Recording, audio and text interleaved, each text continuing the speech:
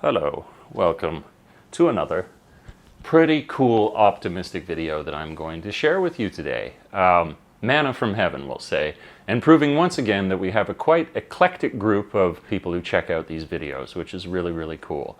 But first, before I go into that, one of the things I really want to start to do with each of my videos is that I've been working on it for the last year. I would love if you were to go and check out the business that I've been building. It is a closed beta, so you only have access to the landing page, but there's so much information as to what exactly we've been doing there that it can be a useful resource to really see.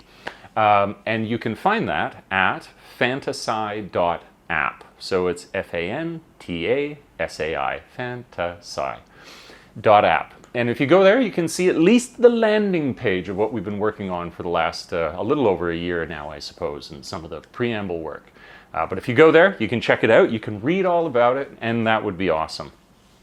So with that said, with that out of the way, I wanted to open with that. Let's return to this eclectic group and this wonderful opportunity. So the gentleman who contacted me is a fan of the channel, which I was like, that's awesome, cool, eclectic, and has followed it for a little while, mostly when I was in Japan, which makes sense, that's everyone, right? This is a very recent event that I'm in Thailand, and I'm leaving here very soon. And he said that he's been following with interest what I've been working on. I was like, oh, that's really cool. Some people have, but he felt that he had a staked interest in how it might develop because this gentleman is a part of the Google AI developer relations team. And this is the sort of person I would love to have a conversation with because this is, you know, the field that we're in here. And so he said, first of all, that like he and his wife are really into RPGs and tabletop games. So I was like, awesome, this is in your wheelhouse. So not only may you be curious because I'm doing it, but you might actually enjoy using the site. So that was really cool to note that he and his wife are really into it. So that's very cool. And then he mentioned, and this is the real kicker, I was like, oh, this is exciting. It's this sort of example of like a lot to do with opportunities is just knowing that they exist, you know, and if you don't know they exist, they don't, for you anyways, for your subjective experience. And so what this gentleman told me was that actually, I don't know how recently it started up, but Google is also running a competition right now for their Gemini AI. And I believe Gemini is a large language. I was doing a little bit of a search. There's like obviously there's some distinctions between the large language model like GPT-4o and Gemini, but you know, in terms of application, in terms of usage, it would be like you type things in, that elicits some sort of text-based response, that kind of thing.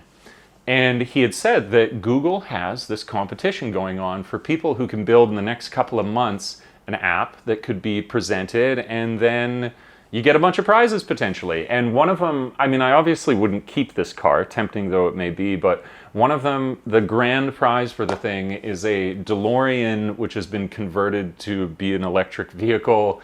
And then there's 60 grand that's in addition to the vehicle. And then there's these subcategories that you can win in, which are like, is it for all the different like APIs and, you know, software that Google uses, like Flutter, Gemini, those are the two I can remember off the top of my head. But they have different categories. They have web-based, which we would be. And I feel like maybe that's another good thing because I feel like more people these days actually build apps for the phone than they do websites, where I think ours is far better suited for a website because you would actually have people using other things on their desktop which would coexist, or I should say like have co-usage with the tools that we're developing. So it's like you're probably going to be on a desktop anyway, so it makes sense for us. But the fact that we would, making the point here in regards to this competition, that we would slot into that category means that perhaps the competition would be less, which is always a good thing. So grand total, if you went and sold the DeLorean for 200K, or I don't know how you do that, but probably, right? Yeah. There was an old Quake that's dating me, but like that game Quake, like one of the first death matches, and that's even where that name came from, Quake, I believe, those first games that people were playing. And a guy won like a Ferrari or something. It was John Carmack's Ferrari, John Carmack being one of the first developers on Quake. And he just sold the car. So that's what I would do. I don't need a car, you know, not at all. Maybe in Canada, but I'll borrow someone's or something. I don't need a car. So all told, you could potentially take away from this, if you won both categories, you won your like web category, you won the overall prize, it could be somewhere around $300,000 US. Now, what that would do for the development of our project is incredible. The interesting thing here is, though, you're probably thinking, but I thought you were using OpenAI. What's going on? So my thought is that what we can do, it's complicated and not complicated.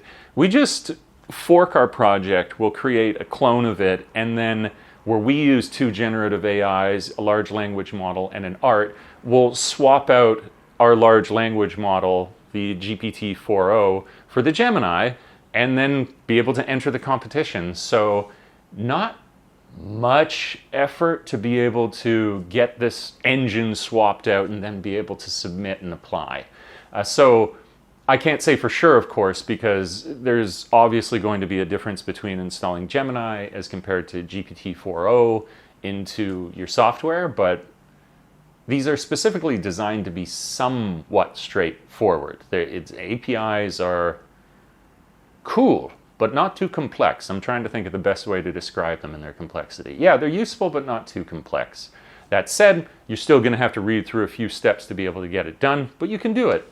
So this was another example, I feel like, and of course it's obvious. It doesn't take much magic or wisdom to understand, if you have an interest and you put yourself out there, that you may find yourself in contact with people with like interests to you.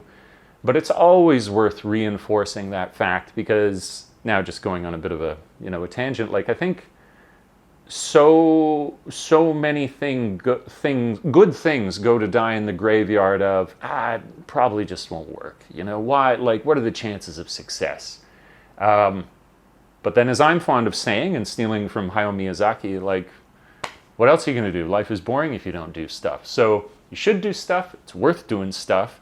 And you never know who you may come in contact as a result of said stuff that you do. It's really cool. Really, really cool. So I'm hugely appreciative of this fact, to have been contacted in this way. Thank you so much, people who do reach out for any reason whatsoever. I said as I made these videos, again, a large part of the reason that I enjoy doing them is the connection. I'm a person who craves that, much as I'm living by myself for the last several months in a tower in Thailand. I do enjoy that. All right, cool. I'm sure there's going to be more exciting updates, as I have only 1 week left here. It's the 31st today, June tomorrow, and then I'll be leaving on the 7th to go to Japan. That was something, I suppose, if people make it to the end of this one, there were a few questions on the last video. They were like, what is the exact schedule? Are you here? Are you there? Even some people are like, I told you he's moving back to Japan. No, I'm not moving back to Japan. I never said that. I'm going for a month, from June 7th to July 7th. And then from July 7th, I'm returning to Canada. And the reason for that, most of all, is that I have a friend, great friend from university, whose wedding is in September. So I thought I would go back and finally be able to attend one of my dear friends' weddings, because having lived in Japan, the opportunity to go back and forth and to attend something like that was very, very rare. Always work, always never the right schedule. So this means a lot to me. And I haven't been back to enjoy a Canadian summer in the last 5 years. I think I haven't been back for Canadian summer. So it's perfect. It is the best. It's a very small window that we get up there. I'm sure it's probably like, I hear people, I've been watching a lot of videos from Alaska recently, and it's such a beautiful place. And, we're kind of obviously way more north than Vancouver or anything like that. But it's definitely that if you get windows of a view into these places, when it's really nice, it can distort your overall sense of it, because really these places are shrouded in rain and darkness for the majority of the year. But there is this window of time where they turn into the most incredible Eden-esque places on planet Earth. I'll spare you the flowery language to describe it all, but it's so nice to go back to. And then after that, the expression I've been using, maybe I even used it in a video before, but I've been calling it an event horizon, because I can't see over the event horizon. I can't tell if all of a sudden we'll have a runway or a runaway success will be like Pokemon Go with like all these overnight, millions of users all creating these beautiful assets on our website, or nothing at all, or more likely maybe a slow crawl of semi-interested people who are cautiously trying out this new thing that we've created. But that will then dictate what I do following. That's what it means, is that we're going to see how much we can promote this thing. There's a few more, got to break a few eggs to make an omelet kind of a deal. So we're going to do that. I'm going to push hard, and we'll see. I mean, the thing that I'm really fond of while you pursue these things, kind of the point of this video as well, is you get a goal, you set yourself out a list of things that you're going to accomplish, and then you do allow for, knowing as you proceed along that course that you've set for yourself, things are just going to fall in and surprise and make you change what you would prioritize at first, or change completely what it is that you were doing. And that's something I've definitely learned as a part of scheduling now as well, is that there is almost like, I don't know what you call this subcategory, but it's just shit that happens. Maybe that's the best way to put it. And that can be good or bad, so it may accelerate things, it may slow it down, but I'm just aware of that kind of thing for how we plan as we move ahead here. Right, is there anything? I mean, there's tons of things in the news, and this could become like a 3-hour-long video, but I'd rather give you a bunch of little, just like slice of life bits. So I won't labor the point anymore. I hope you're doing well, and soon, I suppose we're moving on into summer here. I hope you got some cool summer plans. I highly recommend to anyone, get out amongst nature. That's always good for you. Definitely not what I've done here, but soon I will return, because Kyoto is such a beautiful, natural place. You're like, you're in the bowl, and then it takes you like 5 minutes to like walk to the edge of it, and then like walk along a mountain ridge, and they've got all these hiking paths that you can go on. Oh, it's so cool. That was one of the last really enjoyable things I did with with my past relationship. She and I, we like went down past Fukuji to what was the place? Oh man, it's gonna kill me now that I can't. Fushimi Inari Shrine, which is the one with the like thousands of torii gates. And if you walk through the back of there, it's like people think you just go up to the top.